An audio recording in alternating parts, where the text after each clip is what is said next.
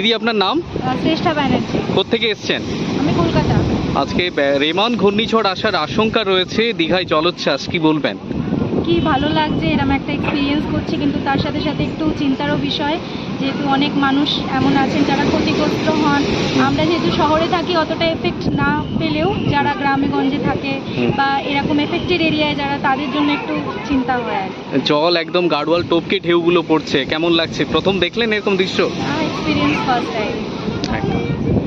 দাদা আপনার নাম? আমার নাম কুমার প্রসাদ। আচ্ছা, যেখানে ষষ্ঠ দফা নির্বাচন চলছে, হোটেলে লোকজন প্রায় একদম জনশূন্য বলা যায় দীঘা, কি বলবেন? কেমন এরকম দীঘা দেখেছেন? না, এর আগে অনেক বছর আগে এসেছিলাম, তখন এই অবস্থায় দেখিনি। অনেক কিছু চেঞ্জেস হয়েছে, আর আজকে এই ইফেক্টটা যেটা দেখছি আমি, খুব ভালোই লাগছে। কিন্তু আজকে আমাদের বেরোনো আছে, ফিরে যাবো আজকে কলকাতায়। লোকজন কেমন, কম দেখছেন? আজকে কম দেখছি, জলে তো প্রায় নেই কেউ। আজকে না করে দিয়েছে লাইফ গার্ডও, আর এদিকে ভোটের জন্য অনেকজন বারণ করেছে জল যাওয়ার সাথে। আচ্ছা, জলোচ্ছ্বাস কেমন দেখছেন আজকে? অনেক বেশি।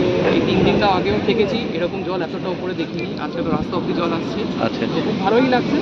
মন দুঃখ যে ফিরে যাবো, কিন্তু এটাও চিন্তাজনক যে এর থেকে বেশি বাড়লে জানি কী হবে। আপনার নাম? কুমার প্রশান্ত সিং, কোত্থেকে এসছেন? কলকাতা। আপনার নাম?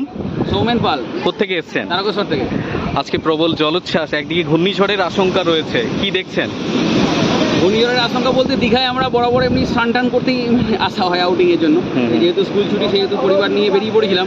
এবার এখন রেমালের জন্য আমরা আপাতত নামতে পারছি না, কিন্তু এটাও দেখার সৌভাগ্য কোনো সময় হয়নি। টিভিতেই বারবার দেখতাম, এবারে লাইভ দেখতে পাচ্ছি, এটাও বেশ ভালো লাগছে। সমুদ্র স্নান করতে দিচ্ছে? স্নান করতে দিচ্ছে আপনাদের? স্নান করতে এখন তো নামতে দিচ্ছে না।